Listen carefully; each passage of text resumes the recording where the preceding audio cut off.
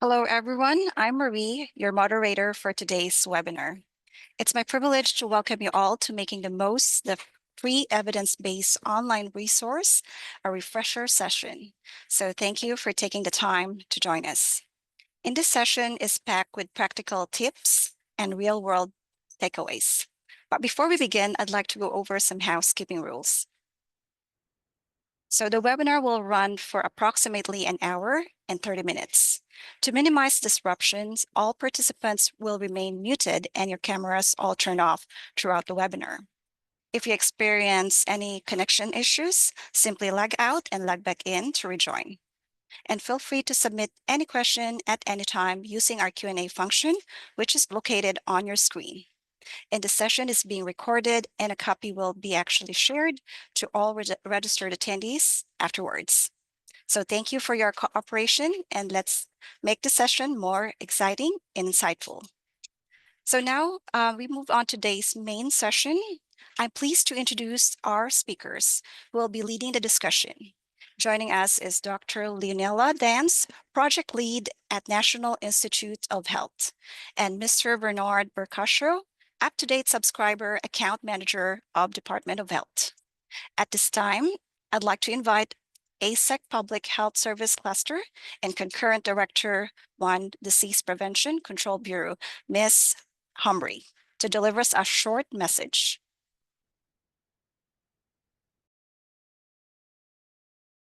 Good afternoon to all our dedicated healthcare professionals and colleagues. I am pleased to welcome you for today's up-to-date refresher session with the team Making the Most of the Free Evidence-Based Online Resource. This session is part of our continuing efforts to promote a culture of evidence-based practice in our health system.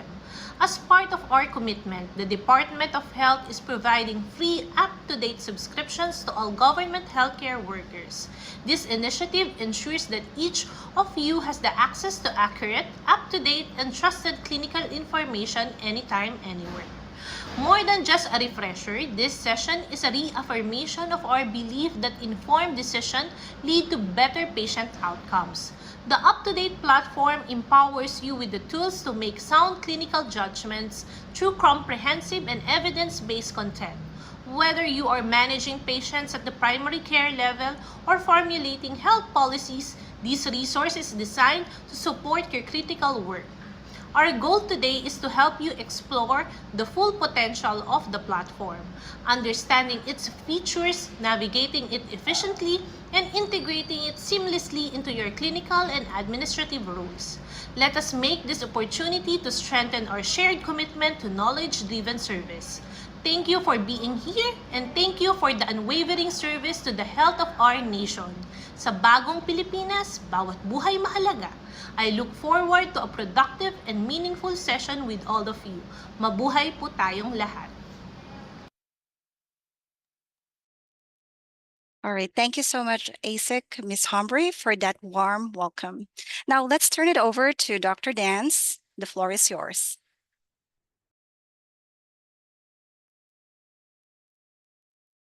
Let's share my...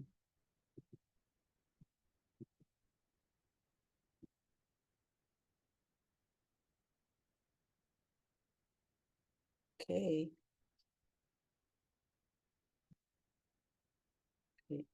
Okay. Good day, everyone. I hope everyone can see the slides now.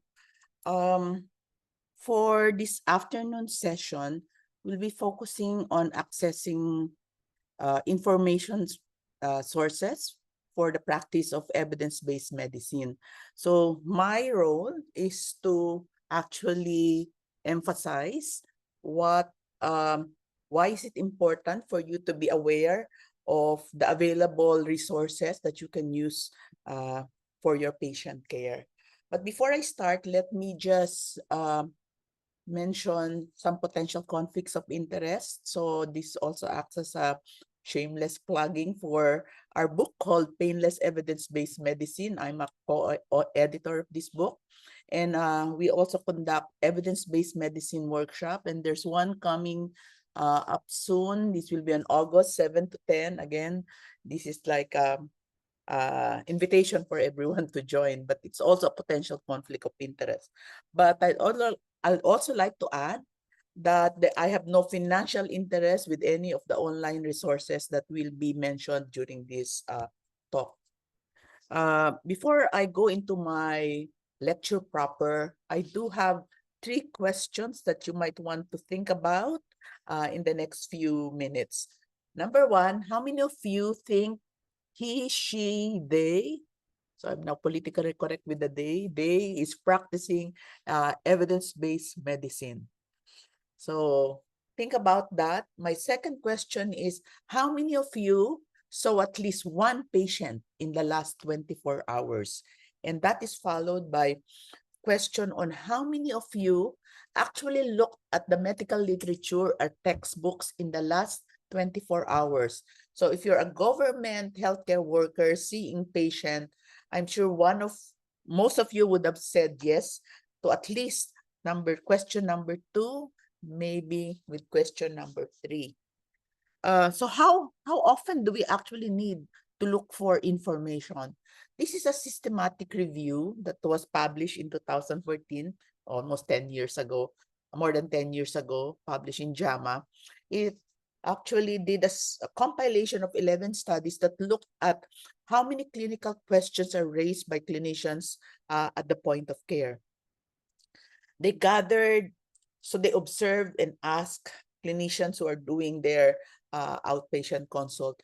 They have identified 7,000 questions elicited through each of the patient visits. And from there, they got a figure of 0.57 questions per patient.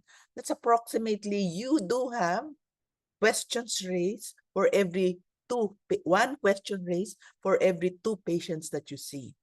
But you see, in this systematic review, they said only half of those questions were actually pursued by the clinician, and only 78% found answers to those questions that they actually pursued.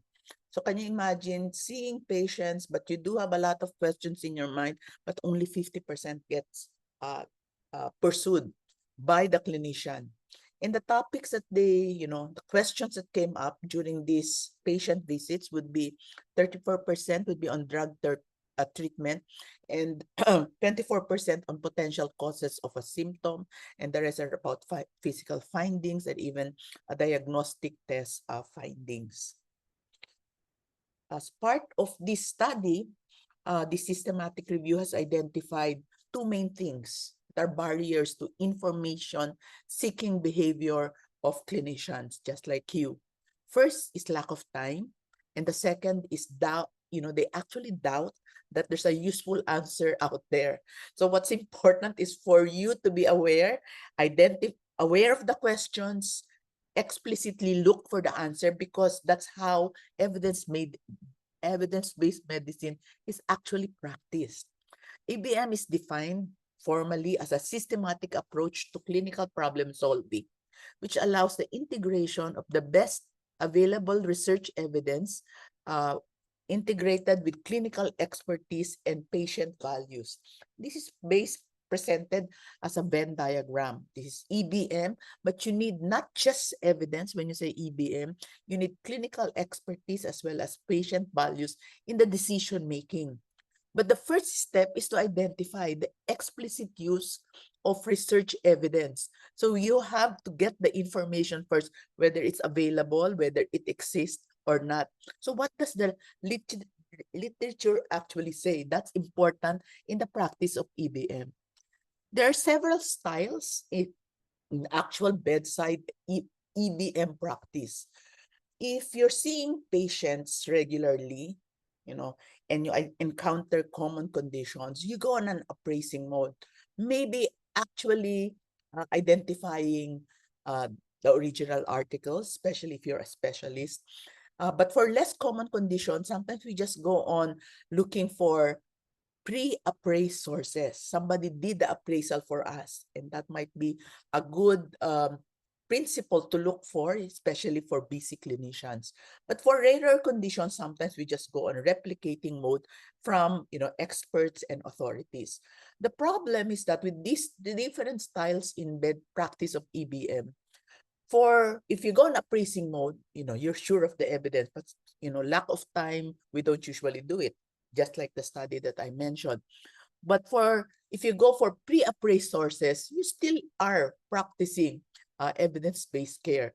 But if you just depend on colleagues, you'll never be sure, or even expert, you're never sure that they're actually practicing evidence-based medicine. It could be just inherited management or options that were given to them as during their training. So what are the most common barriers to the true practice of EBM? Again, this is a systematic review, and they have identified several things. These have, we have been teaching evidence-based medicine maybe since some of you were actually born. Late 90s, we've been, lecturing, conducting workshop on evidence-based medicine. And these are the same barriers, except there are some technological advancement now that made us overcome some of these common barriers at present. Research barriers, lack of resources, lack of time, inadequate skills in appraising, inadequate access, lack of knowledge, and financial barriers. So the thing is, if you look at these barriers, if we have only the online resource, maybe from pre-appraised resources, access can be answered, as well as research barriers and also lack of resources. I'd like to share with you that this is an article that we wrote in 2000, like 25 years ago. And when we were starting to share the principles of evidence-based medicine, this is the need and means of EBM in developing countries. So we believe in the concept, we believe in the approach in decision-making, but we have identified a big problem in the practice of EBM, especially in developing countries. At that time, this is year 2000, three main things. How do we answer limited access to literature databases at that time? We gave 3 tips in this article. First is maybe identify top 3 local libraries. That would probably be the big libraries from universities such as University of the Philippines, or even USD, or even the University of the East. So top 3 local libraries that might have, a better collection of journals. If your article or information need is not yet answered by that, we suggested in this article maybe top drug companies with bigger libraries, instead of just dinners or outings or pharma company sponsored activities. Maybe ask for the actual evidence, ask for the full text articles at the time. And if that doesn't work as well, we said, okay, you might want to identify friends and colleagues who are probably living abroad, studying abroad, with access to actual library. So you will note in this article, we gave suggestions on how to access information to be able to practice EBM. Kulang na lang dito, mag-tumbling kami to be able to access this. So keep that in mind when we now talk about trying to access information nowadays.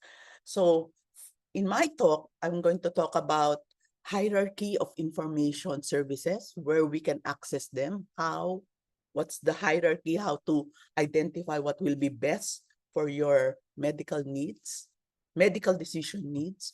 And the number 2 is how to access this evidence.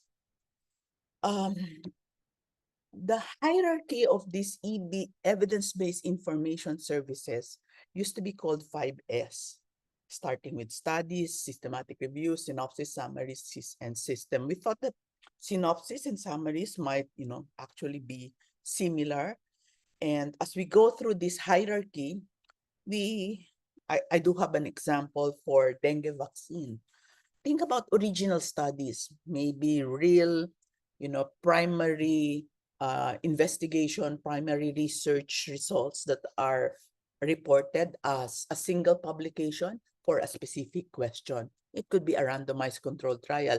And if I just look at dengue vaccine, I found more than 5,000 articles on this dengue vaccine alone, and only 137 are RCT, but still quite a big number. It's just like drinking from a high-powered hose that you're not able to digest or even drink from that resource. Then we go for the next kind, which is systematic reviews. Reviews are, systematic reviews are reviews of several original studies for a specific question.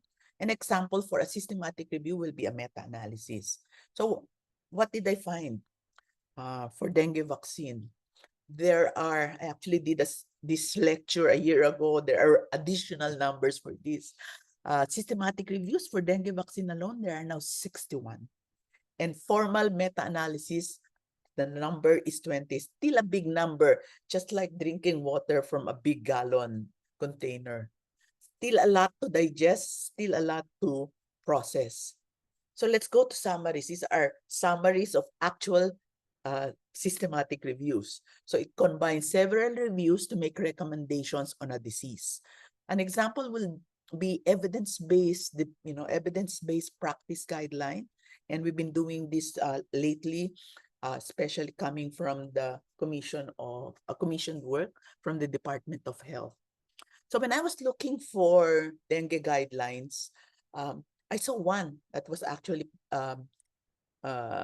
developed in the country. This was clinical practice guideline on dengue in children, and it contains, recommendations for the dengue vaccine. But note, this guideline was developed in 2017. This was even before the pandemic. So aside from actual clinical practice guideline, there are other online resources that are compilations already of summary. An example will be your UpToDate. And I'll talk a little more about UpToDate in my subsequent slides. So when we now talk about summaries or even compilation of summaries, I saw 7 clinical practice guidelines. So instead of a big gallon, I'm now dealing with maybe several glasses to drink from and identify which among these CPGs would contain, applicable recommendations for whether I would use dengue vaccine or not. And you can see 7 CBGs might still be a lot to look into and maybe not updated as we want it to be. So what would be the state of the art? And that would be involving identifying or getting information coming directly into your system. So these are actually links of patient characteristic to a list of pertinent recommendations. So this might be your state of the art. That means if you have an electronic medical record, it prompts you whether there will be interactions between the drugs that you're about to prescribe or order in the chart. So this is like a decision support system. So if you have this an example of an electronic medical record wherein you have the diagnosis of dengue hemorrhagic fever, as you now think, what will I prescribe? What will I order for this patient? Maybe something that will come up and say, okay, these are the recommended these are some of the guides that you might want to look into, whether you're making the correct diagnosis or not. Or maybe even there's a link or a button here in your electronic record that will prompt you whether the drugs that you will be prescribing will have some interaction. So this might be, ideal, something that to look forward to. And we're working on this, and hopefully the electronic medical record that will be used in your setting, in your facility, as recommended by the Department of Health, can help you in medical decisions like this. So if it's already incorporated, information is already incorporated into your health system, especially in your health information system, that will be ideal. So that's the most efficient way to identify, base your medical decisions on real evidence.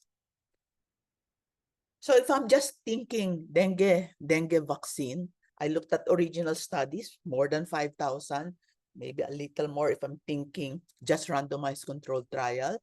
Systematic reviews with my search gave me 61 articles. But when I'm just now looking at summaries like clinical practice guideline gave me 7, still a lot. And then ideally it would have been a system. So what are ways on how we can access all these evidence-based information services or sources? How do you access them? For original studies, you go Google Scholar or maybe your PubMed. I hope everyone is familiar with that already. For systematic reviews, hopefully whatever questions you have in your clinic, remember 0.57 question per patient visit. And that's not even including your inpatients. You can go for PubMed or even your Cochrane database. But for summaries, you can still look for summaries in PubMed, but there are already now programs or databases that already has the compilation of these summaries, and that includes UpToDate. Another possible source would be your Dynamed. So we're trying to compare which will be the best resource that everyone can access. So it's not just UpToDate, but other sources as well. And then, if eventually we do get it in the electronic health records, that would be the best because you don't have to search for it. It will just prompt you according to your diagnosis. So if you will notice, we've been doing this since 2000, trying to look for accessible information resource to practice EBM. And therefore, maybe I didn't put it in my conflict of interest, but we were the ones who initially campaigned to have it available for our university medical students. No, actually, it's for the entire UP Manila system. And we felt that UpToDate seemed to be a very efficient and very useful resource, online resource for our students. And then we campaigned that it shouldn't be just the university or the academe having this kind of access for EBM practice, but also government affiliated healthcare workers. We thought UpToDate is a good resource because it's pre-search, pre-appraise, it's alive, and it's complete. And let me just demonstrate that. So what are, the features of UpToDate? It comes, it has 12,000 clinical and patient education topics. It has 9,000, more than almost 10,000 graded recommendations. So these are very important especially if you're familiar with clinical practice guidelines. If you have graded recommendations, it tells you whether it's a strong recommendation or a weak recommendation. UpToDate has that. But what's interesting, and I think we should all be aware of, is that there are more than 7,000 expert clinical authors and editors who looks at the evidence, pre-appraise it for us, and then present it to us in a summary form. So what actually happens, they're very transparent about it. It's a long process, as you can see. So when something comes up, a topic comes up, there are authors, it's updated regularly, there are people who look at the recommendation, and then somebody still reviews that before a summary is actually published in UpToDate. So if you're just looking at dengue virus infection, I'm thinking dengue vaccine, I can search UpToDate and it gives me already a summary. Here you can see I did this only last night. The summary for dengue virus infection, the latest was April 2025. That was just last month. So if you're just dealing with resource or information coming from your textbook, it takes around 3 to 5 years. So that's why we call it a living textbook, this kind of online resource. So let's focus on vaccine development. Here, it's part of that article in UpToDate. It shows us what's commercially available as of March 2024. And, it describes the Dengvaxia as well as the Qdenga dengue vaccine. And it gives you a lot of information in a summarized form. And if you're really interested in the actual original studies, you just click this and it brings you to the abstracts. It also gives us updated investigational products such as the Butantan dengue vaccine, and they've been promoting this. If you're interested to find out what's the latest, what's the evidence behind it, it's all in UpToDate. So investigational or experimental products are still incorporated here. The next would be, if you're still too busy, doesn't have enough time, you can go through summary, just the summary and recommendation of each of the articles on your specific topic. And, again, it gives you already as bulleted highlights of what the actual article is recommending. So you just click on that, it brings you to the links that will have, shorter information, but still based on evidence and pre-appraised, and graded recommendations.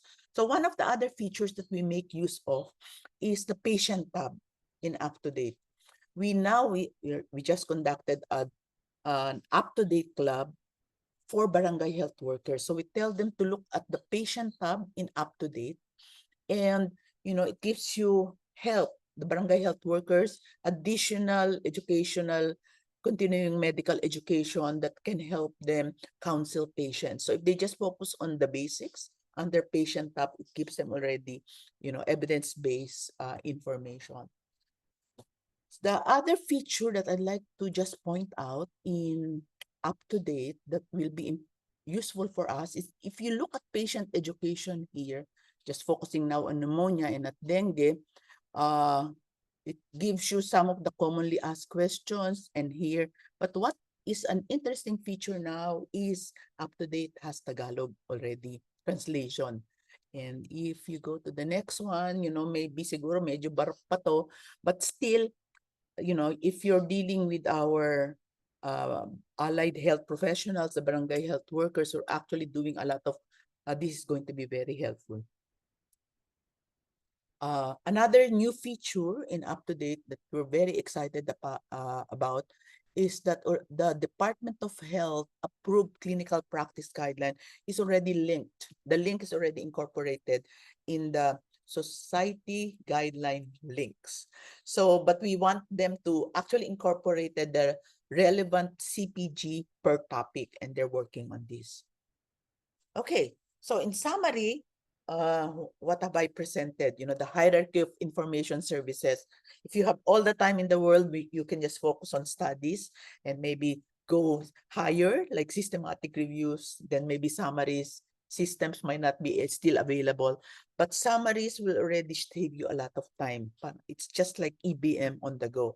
And how to access, I think Mr. Bernard will ask in the next lecturer will give us more information regarding how to access this online resource that is made available by the Department of Health for everyone. Before I end, I'd like to show you this article. This was one of the main authors is Gordon Guyat, who is the guru who started evidence-based medicine, revolution in medical decision making.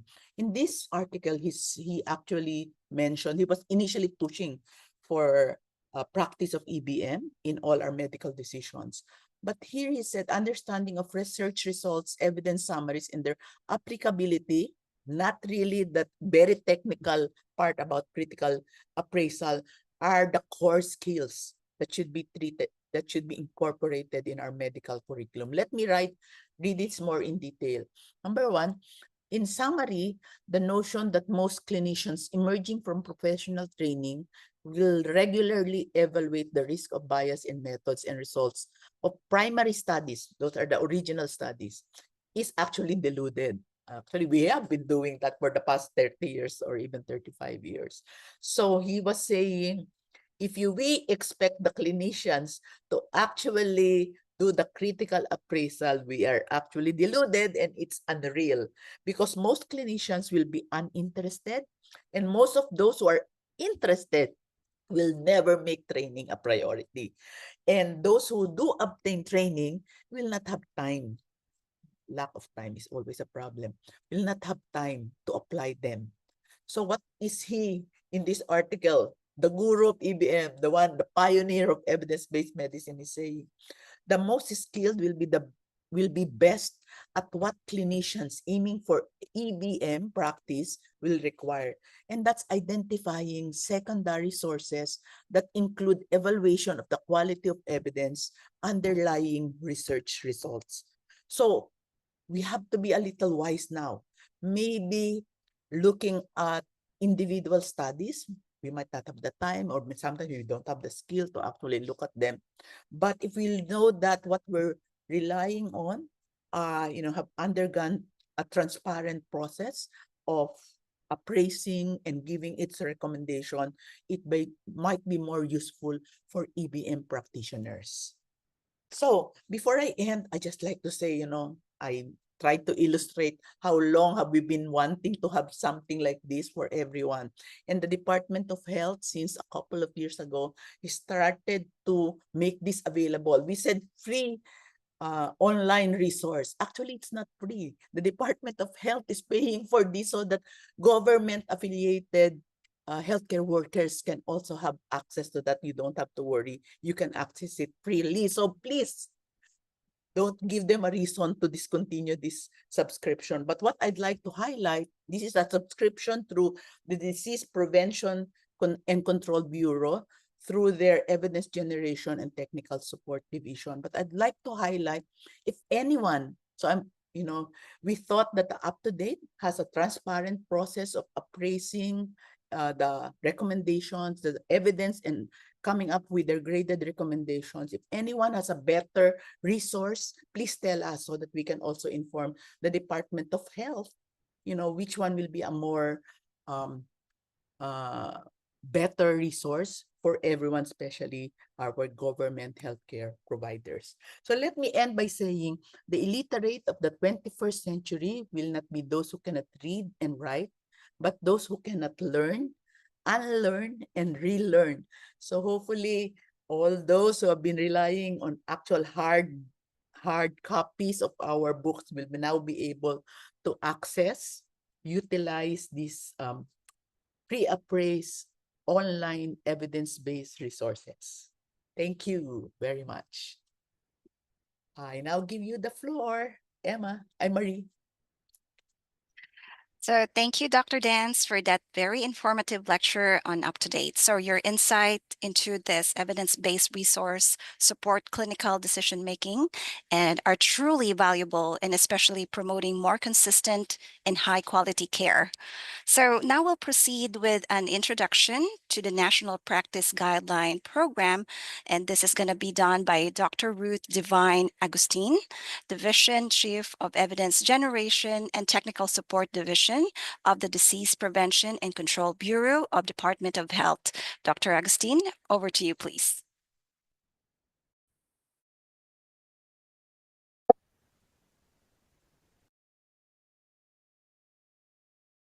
Good afternoon, dear colleagues. Before we proceed to the actual refresher course, we would like to first provide you an overview of the National Practice Guidelines Program.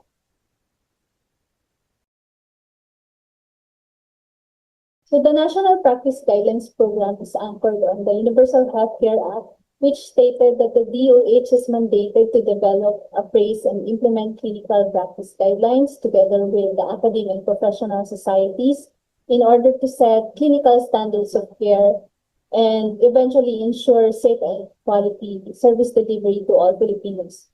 So in terms of the operational framework of the National Practice Guidelines Program, we follow all of these steps. We collate information sources from different guidance documents locally and internationally. We appraise them. We subject them to quality appraisal using internationally validated tools. And then we create standards of care through the DOH-approved clinical practice guidelines, the Omnibus Health Guidelines, and the interim guidance for emerging, re-emerging infectious diseases and public health emergencies. We disseminate these guidelines, ensure their utilization in policy and decision-making, and provide implementation support for service delivery, and eventually subject all of these to monitoring and evaluation.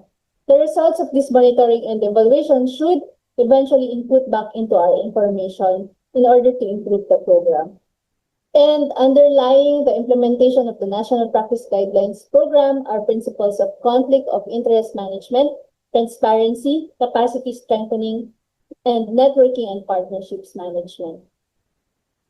So these are the four main products of the program. We have the DOH approved clinical practice guidelines.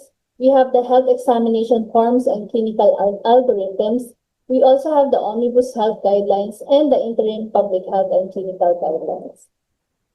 The DOH approved clinical practice guidelines are actually already uploaded in the DOH website. They are freely accessible, and the compendium now includes 64 high-quality, locally developed CPGs.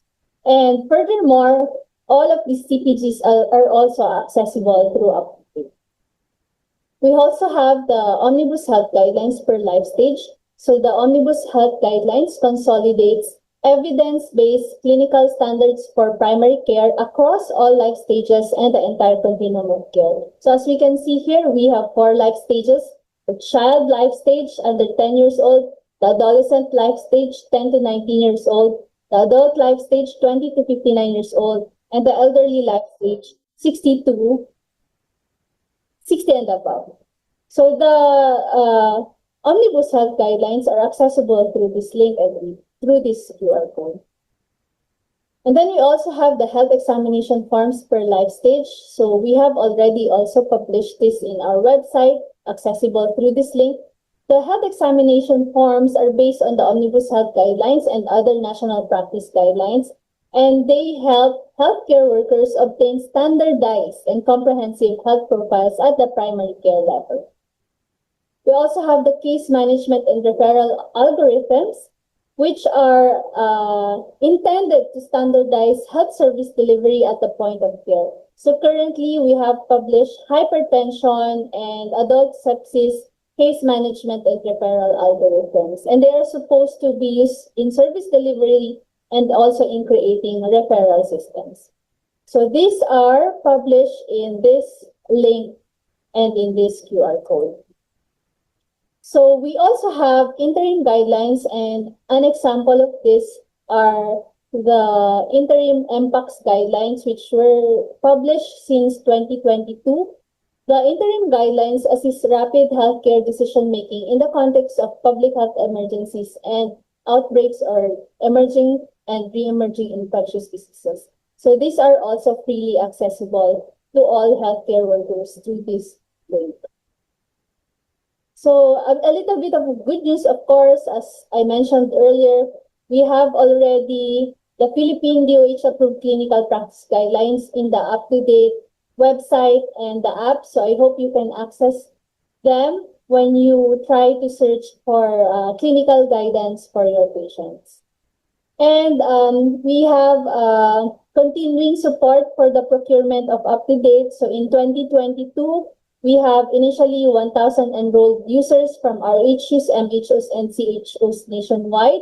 And then we expanded this last year with full unlimited IP-based access to selected Centers for Health Development and DOH retained hospitals.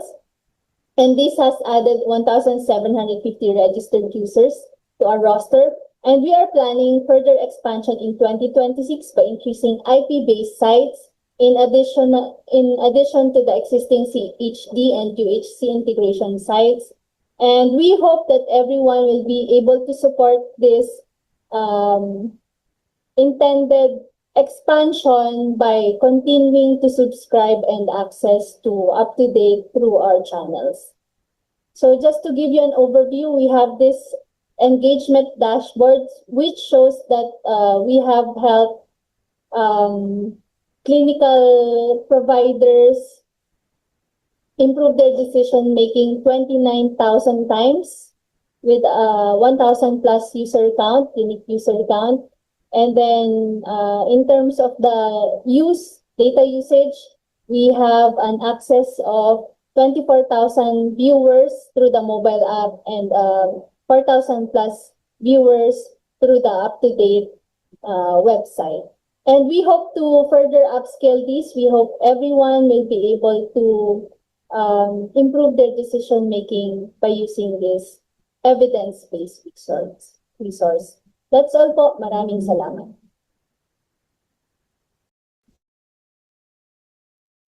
All right, thank you so much, Dr. Agustin, for that insightful introduction to the National Practice Guideline Program. So your overview provided a valuable context on how these guidelines aim to standardize care and improve clinical outcomes across the healthcare system. So to continue the discussion, let's move on to our next speaker, Mr. Berkasho, who will actually provide instructions on how to access UpToDate. Over to you, please, Mr. Berkasho. Thank you so much, Ma'am Marie. Let me share my screen. I hope everyone can see my screen already. Yes, we And can. again, I'm Bernard Berkasho from Evidence Generation Technical Support Division, as well as the UpToDate subscriber account manager for DOH Central Office. Maybe other participants already know me as a focal for this UpToDate. Good afternoon, everyone. Then let's proceed to session objective. To effectively integrate the UpToDate application as a primary evidence-based online resource within our organization through the comprehensive user training, thereby fostering its regular and consistent utilization in clinical decision-making processes. I can give a short knowledge about UpToDate. UpToDate is a evidence-based point-of-care medical software system that synthesizes the available clinical evidence, also improve the care by changing clinical decision-making, reducing care errors, and enhancing the quality of care. The next one, let me show you the process we've been doing from 2022 as discussed by our division chief, Dr. Ruth Divine Agustin. Let me show you the short process of how fast we are processing the account dissemination for the government healthcare workers. So from the start is government healthcare workers will sign up, then we will receive on our division that they're having a request. Then I'm the one who will, as a subscription manager, I'll be the one to invite them, then to help and assist them to having account for UpToDate. So we can see here the link for our UpToDate. Then the government healthcare workers can sign up using the bit.ly link and QR code. The next one is more detailed registration procedure for our users. This one, the first one is request for account. All account requests will go through our uptodate@doh.gov.ph official email address. So also you can go directly to me as a UpToDate account manager. I already put my Viber account there, so I can see the request. Then after receiving the request, I'll be the one to process, to break it down into before giving the account, because we really have a high demand on UpToDate. And also, as mentioned earlier, that we have a less than 2,000 slots for government healthcare workers. So we need to create a process to accommodate as much as we can. Then the second step is reviewing the request, and it will undergo for data validation, user credentials from our database. Then I'll be the one who will be sending invite, and I will take note that every request is approved by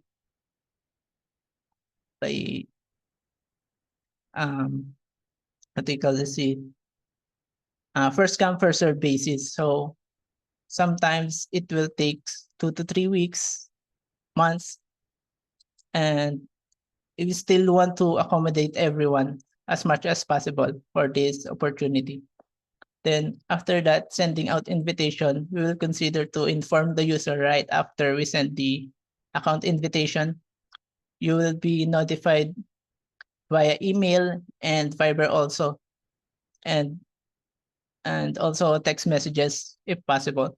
So I know doctors and physicians, nurses are really busy up to this day because they can sometimes they can check the emails and Viber because they have a more focus on the our patients. Then I'll be the one who will be remind them as much as possible so they can see that we already accommodated their request for up to date. Then the last step is account registration. After sending out the invitation from up to date, you will be redirected to the up to date system. You will be starting the establishing of your username and password. Before we're doing that, we are the one creating your account. Then we will just give it to you. Then you are the one to change the password and such. But now we have a walk around, so it will be much secure on our side, on your side. Then the next topic and discussion will be more focused on the maintaining the up-to-date account access. Then this one is how to maintain your up-to-date account access. The first one is up-to-date account invitation expires after 2 weeks. So after sending out the up-to-date invitation, I'm already emailing the users that they have given the account right after. Then after a week, I will have a reminder, email reminder, Viber reminder to make them secure the account because it sayang naman po if ever na miss out dahil busy. So I'll be the one to remind na naibigay na yung account. Then the second one is after we send out the registration to your respective email addresses, register your account immediately. Sometimes na-acknowledge yung mga physician natin, they already acknowledge the email but they forgot to register. So the registration is still pending until the invitation will be expired. So we need to reallocate the pending registration to the other one that was being queued by on our registration form. Then third one is please access your up-to-date on a regular basis to avoid account inactivity. We also consider this one because we are seeing some up-to-date users that they're not using the account frequently, maybe just because of internet issues, internet connectivity within the area. Then we still consider that, then remind them to access at least once a day or few times to browse daily at least. Then the last one is accounts that are lax usage and inactive for 1 to 2 months or more will be automatically disabled. If you are interested in regaining access to up-to-date, you will be signed up again. Because of we're receiving a lot of requests from previous year and this year, we need to reallocate unused up-to-date accounts.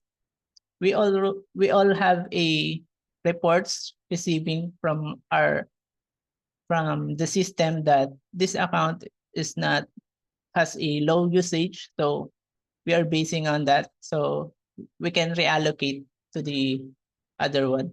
So these slots will be more used than before. So it will help us to justify the continuous procurement of this project. And I can show you our social media card. I think someone saw this posted on DOH social media. The recently posted sign up for up-to-date subscription.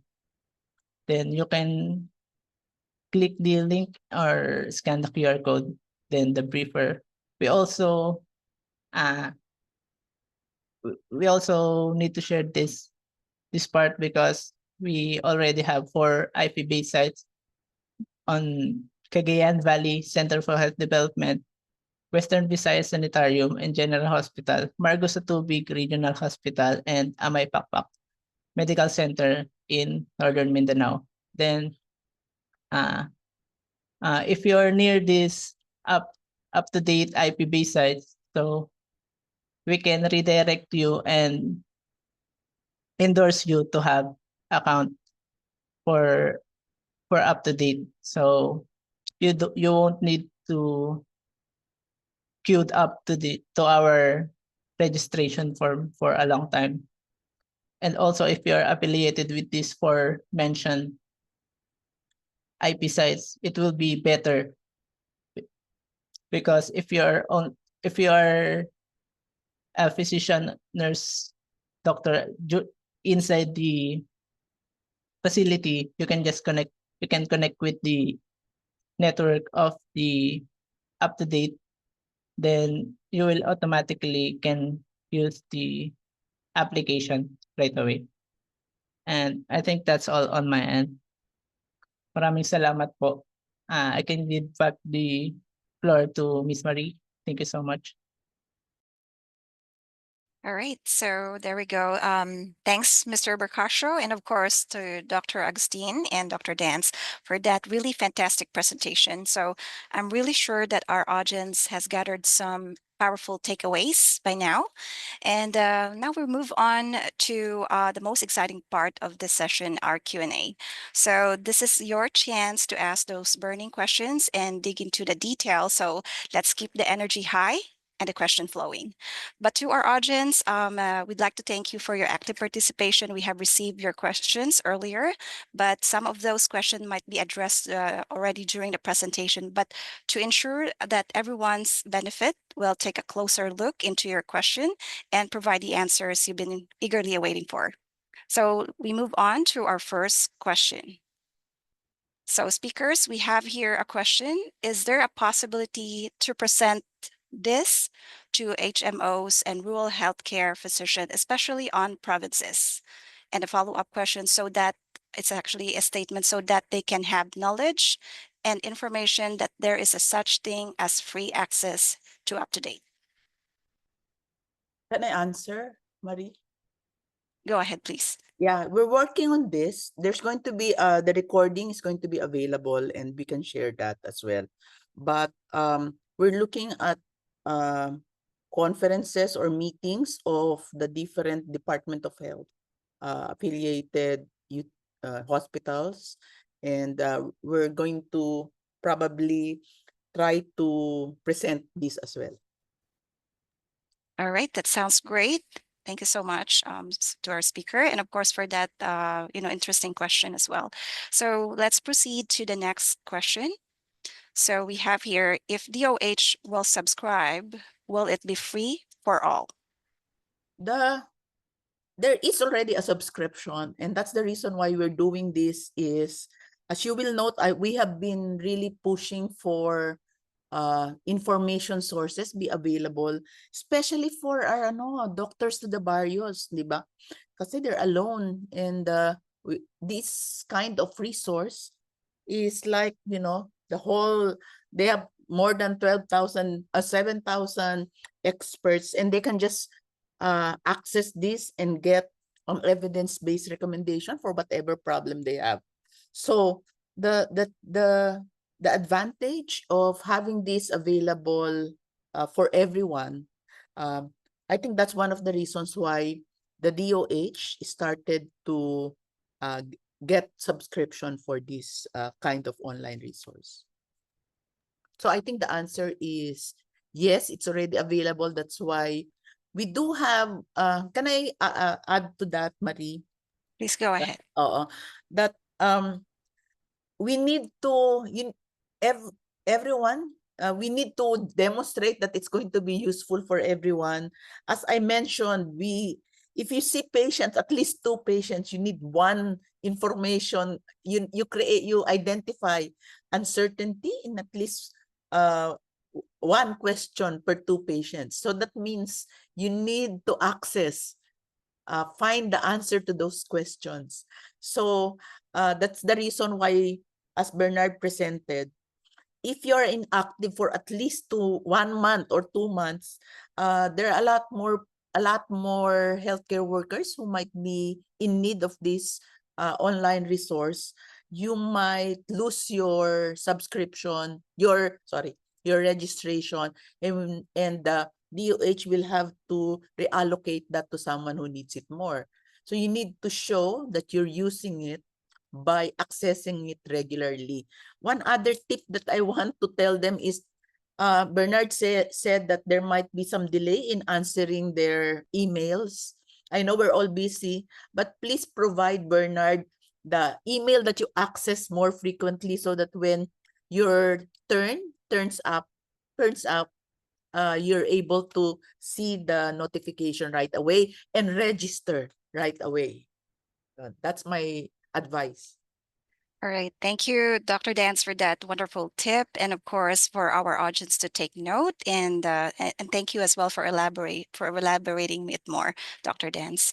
So yeah, we have a lot of questions coming up. So next is, I think this has already been answered. Again, you send it to emails. All right. So next one is, Yes. yep. So I've signed up, but okay, this one says, I've signed up, but haven't received invitation yet. Okay. So yeah, Can I answer that? There are a Please. lot of there's a long queue. So be sure that when you are notified that you can now access, be sure to access it right away. So we're trying to be more efficient, as Bernard will attest. That means that if we see that it's inactive, never been used for the past month, we might have to drop you, so that people like the one who asked the question will have the access to the subscription. There's only 1,750 slots. So we want not naman monthly. So sometimes you have to do something. So kung 1 month you really have not accessed it, then you might be dropped. You might have to re-enroll so that you can get your subscription as well. So the DOH is paying for this, it's millions of pesos. If you subscribe individually, that's a couple of hundreds, so US dollars. So be sure that we should make the most of what DOH has already offering our healthcare workers. Good point, Dr. Dan. So yes, to our audience, please take note. Yeah, we move on again here to another interesting question. So what if the government health worker retired or resigned? What will happen to their account? Is it the same as it inactive? I think Bernard might be able to Hello? answer that. I Can you cannot hear me? answer. If he or she is not affiliated with the institution, we can reallocate the account. So every now and then we are checking the, what do you call that? We are checking the affiliation of the users. Oh, can I mention something, Marie? Please go ahead, Dr. Dance. Yeah, there are 2 types of subscription that UpToDate is able to provide our healthcare workers. One is the one where we have a subscription manager, that's Bernard, who's going to register you, make it accessible for individuals. But as he mentioned, there are 4 sites that static IP address. So what does that mean? The entire facility with all their healthcare workers, midwives and nurses are able to access it. So if you belong to the facility that he mentioned, all you need to do is connect to the Wi-Fi of that institution and you'll be able to access. So you don't have to queue up for these 1,750 slots. Yun. Thanks, Dr. Dance and Mr. Bercasio. I saw that someone is actually raising her hand from the DOH. Chelsea. Ms. Chelsea, you want to say something? Hi, good afternoon, everyone. My name is Chelsea Bercasio from the DOH DPCB Evidence Generation and Management Division. So for the up-to-date account, this access will only be available for 3 months. And then you have to re-authenticate it or reactivate it by messaging the Sir Bernard through uptodate@doh.gov.ph or through the access sites. Those 4 access sites can help you reactivate if if your account came from those sites. And if it's gonna be from the subscriber manager account or from the DOH central office itself, you have to re-authenticate it with us. So I think that's the question for those who are asking. If you are not affiliated, then might as well, we will definitely ask for any proof of affiliation. As long as you're connected to the government, then we can provide an access again. But again, still subject for approval, and you're gonna sign up again. So that's it. For other questions, I think there's a question about the CME units. Yeah, let me read. Just run through with it. Go ahead. So for the CME units, it's a good news that we're currently working with Wolters Kluwers and LiveTech for this CME units to be accredited as CPD units. So please wait for our formal announcement once this has been pushed through and finally, let's pray actually that this is gonna be approved. Approved, yeah. right. And how long will the subscription last? So thank you for your question. So the subscription, as long as we have a contract with LiveTech and Wolters Kluwers, you will have a subscription. So technically the subscription is or our contract with them is 1 year. But then it depends on when is the time that you have your account. So for example, you have an account mid-year or like June. So for this 2024 or 2025, our contract is up and running from from January 2025 to December 2025. So technically, if you only have your account this June, so this will end on December 2025. And then once we renewed our services with LiveTech or and Wolters Kluwers, you will be able to have an access again. All right. Thank you, Ms. Chelsea, for that insight and, for helping us out here with the questions. So yeah, we have some more questions here, interesting questions actually here. So can we enroll as a department? We will use of hospital names. Okay. For that, since we're working on having more IP-based sites and still we're currently planning on adding additional sites, please send us a letter informing us that you wanted to have an account as an institution. I'll actually type the email just in case, and then we will assist you if ever. All right. So, Thanks, Ms. Chelsea. All right. So yeah, we have here a few more questions coming up. So first, I would like to thank Dr. Dance for spearheading EBM in the country in the past years. And then now. So along with the DOH, making this online resource available and accessible to many government doctors.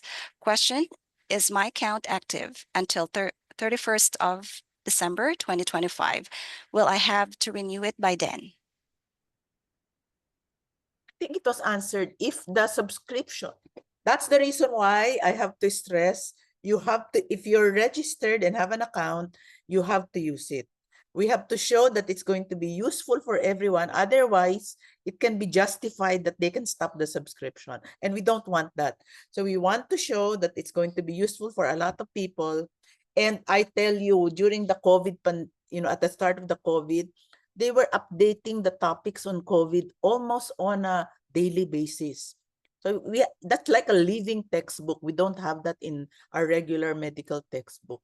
So you just need to show that, especially if you're seeing patient, that this is an important resource. And if you have any other resource that you think might be useful for everyone, just inform sila Chelsea sa ating mga department, sa ating division sa DOH, they might be able to provide that access as well.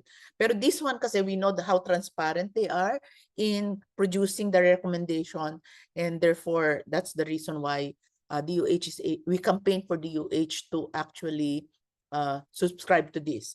So let's make sure that everyone is accessing if they already got the subscription.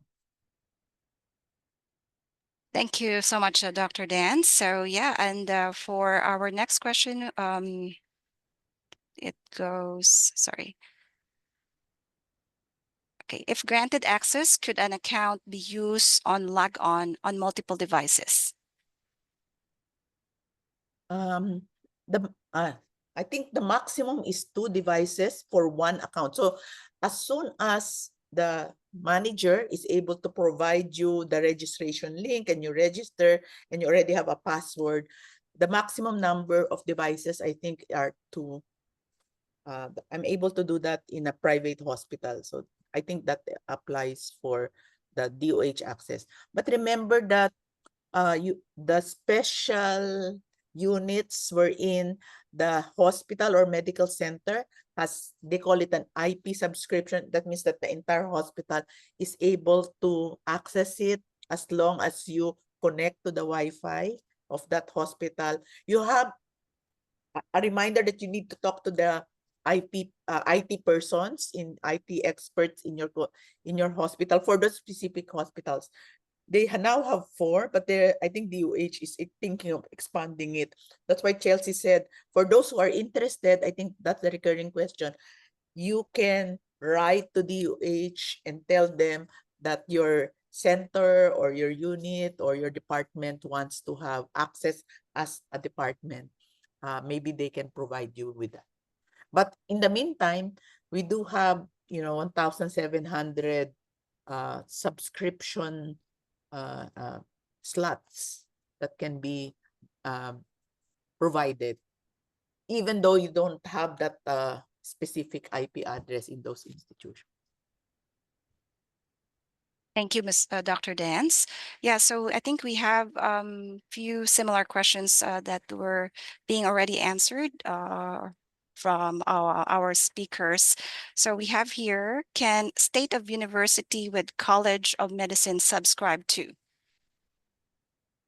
The University of the Philippines, as well as the bigger medical centers in Metro Manila, and also I think also in other parts of Visayas and Mindanao, subscribe as a university. So especially the private medical centers, because they're not affiliated with the DOH.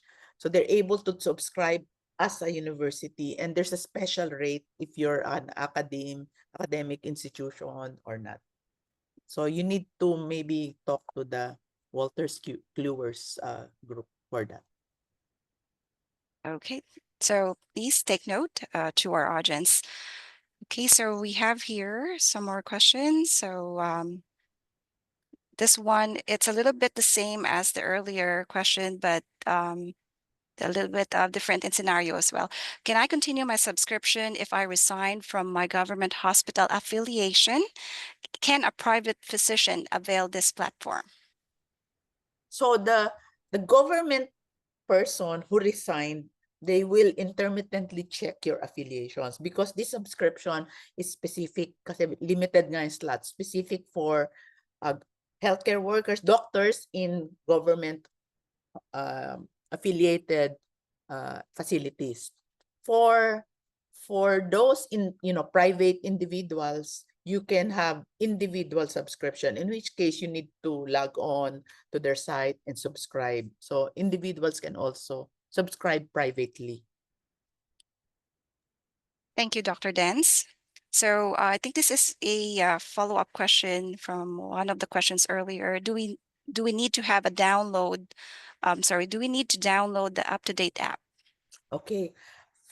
You don't need to if you have good internet access. I think one of the questions is if you are, in remote areas, in geographically isolated, disadvantaged areas, the GDAs, you need to download the entire, the entire offline version of UpToDate. If you're able to do that, even without internet access, if you have poor internet access wherever you're practicing, you're still able to get the information. The problem with that is it doesn't get updated. As soon as you go access it with the internet, if you're able to access internet again, then that version needs to be updated depending on the setting that you placed when you downloaded the app or the software.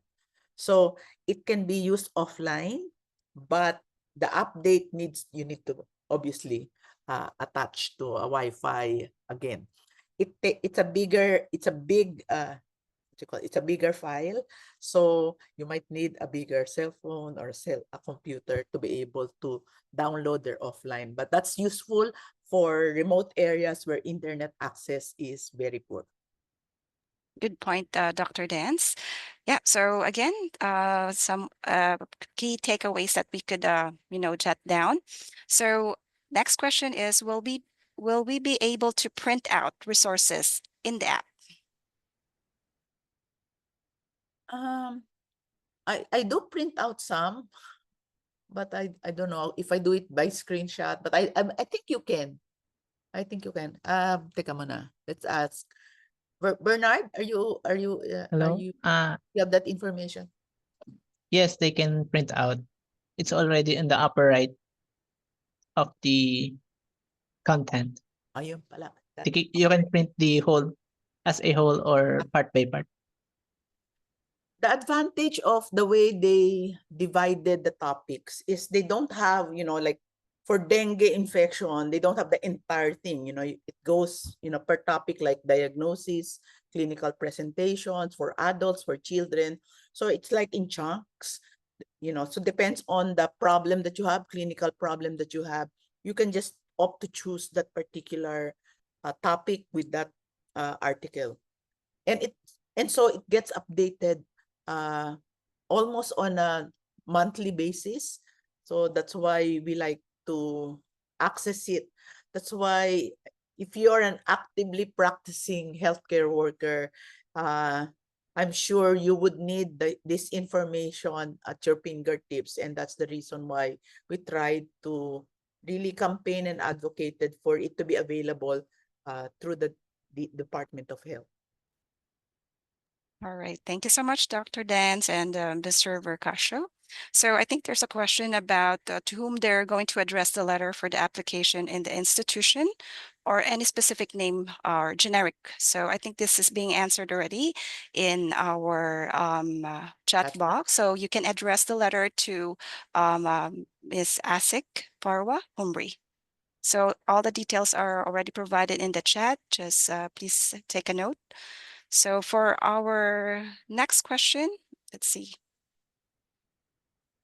Okay, so is there a way for the UpToDate app where we get notification for new updates, especially for topics under our specialty example, FM topics? What are FM? Family med topics, okay. As you open your UpToDate, it gives you topics of what's new. So usually with COVID and everything, it gives you, the latest. And also I think if you click the topic that you're interested in, it has some prompt that says, what's new. But there's another update, another, what do you call that, service that prompts you with regards your specialty. It's from BMJ. It's the evidence updates. So if you're able to subscribe to that, not up to date, but evidence updates, yeah, through email, they will prompt you if according to how you want your notification. It gives you, the latest for the topics that you want. So if you're family med or I'm a rheumatologist, pediatrician, so it already tells me that. But up to date also prompts you, but I think it's more general, what's new for certain topics as well. Okay, thank you so much, Dr. Dance. So I think some of your questions had been already answered through chat, but of course, for the benefit of others. So we have a question are we able to print out the resources in the app? The answer is yes. Printing And is then- available. Yeah, go ahead. And then if you read it, there are references, and if you click that, it gives you the abstract or the original study that it used for that summary. So you can click that, and it brings you that to the article. So again, you can access that separately.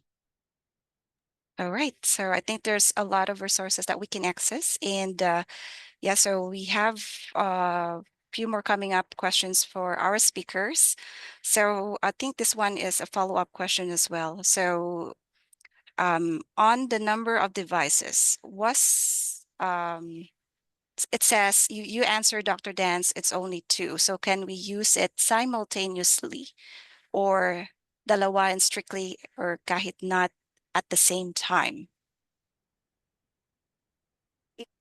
I use it in my phone and in my laptop, so it can be used simultaneously. So I haven't tried using it for a third unit at the same time. Obviously, you need to log out if there are only maximum of 2 for your account. All right. Thank you so much again, Dr. Dan. So is there an official list of hospital that can avail this subscription?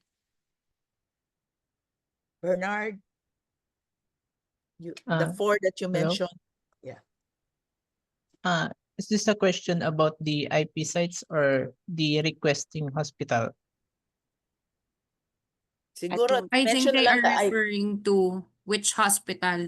As long as you're a government hospital or a DOH retained hospital, or LGU, as long as it's public hospital or you're a public healthcare worker, you are eligible to get an up-to-date account. We'll try our Yes. best to accommodate your needs when it comes to up-to-date. Thank you, Chelsea. In behalf of the healthcare workers, thank you for the group. Thank you po, Doc. Thanks, Miss Chelsea. All right, so moving on. So we have here a question. Okay, so how about access to full text original studies? Will UpToDate also give free access to journals? No, I don't think so. It gives you the abstract though. So you might have to find ways to get the full text articles. All right, so just the abstract. Okay, thank you so much, Dr. Dance. So yeah, I think that's pretty much about our questions. If we don't get some more, right, just currently checking for more questions here. If in case we miss your question, don't worry, we'll get back to you in some of the content pieces or through an email. Okay. Yeah, I think that's pretty much about our Q&A session. So it's just saying here, yeah, they're just saying thank you for the updates on providing an up-to-date subscription. Yeah, so I think Marie, there's somebody who mentioned about the clinical practice guideline that Director Div Agustin actually mentioned. I was able to access it by clicking on the link, but if you're not able to do that, you might want to go to the website of the Department of Health and look for clinical practice guideline. So you might not be able to go through it through UpToDate. I don't know exactly what your server is, but you can also access it directly from the DOH website. It lists all the DOH approved practice guidelines. Those DOH practice guidelines, approved practice guidelines, the recommendations that are in there are used for all the policies and the programs, not only from the Department of Health, also for PhilHealth benefits. And that can be used also for, the government programs as well. Thank you so much, Dr. Dance, for bringing that up, that question. So yeah, sorry for unintentional, missing that question. But thank you, Dr. Dance. So yeah, I Okay. think that's pretty much about our Q&A. So like I've said, if we missed your question, don't worry. We'll be happy to get back to you offline and to some of our content pieces. And the team has been providing you also some links on the chat box, so kindly just check that out. So that brings us to the end of today's session. Can So I have a couple of things to say, Marie? go ahead, please. Okay. First is I have been part of the evidence-based medicine group, trying to share about the use of evidence-based medicine in our decision making. So I know how difficult it was before, and for the DOH to actually provide this for us, I think I really find it important, very important for everyone to realize that this is something that we should all appreciate. And so therefore, we should not give them a reason to cancel this. We have to make it a reason, every reason that it should be available for all government healthcare workers. That's one. So please, if you get access, you get your account, please use it and try to identify your needs and try to apply that in all the decision makings. The number two, if you find other online resource that can actually be better than this, then do inform the Department of Health, the DPCB, so that they can actually look at it and see whether it's something that can be helpful also for everyone. So let's all work together in, practicing evidence-based decision making for better health of the Filipino people in general. Yan na. That's it, Marie. Thanks, Dr. Dan, for that wonderful, insight, and of course, something our audience to also take note. So I think that's pretty. If we weren't able to really, answer some of your questions, so like I've said, we'll be happy to get in touch with you. And should you also need further clarification, or we can also arrange an offline discussion to discuss any outstanding queries. So a big thank you to Dr. Dance, Mr. Bercasio, and Dr. Ruth, and of course to our team and DOH for sharing your valuable insights today. So it has been honored to have you all with us. And to our audience, of course, we truly appreciate your time and participation. Of course, a recording of this webinar will be sent to you for your reference. So lastly, we kindly also ask our audience to scan the QR code on your screen so that you can, share with us your feedback as well. This is going to be a post-event evaluation form, and it's going to be invaluable and will also help us to improve future events and engagement efforts. So to our speakers, before I officially wrap up, and finally, if you have any final message, insight, reminders, announcement you'd like to share, please go ahead.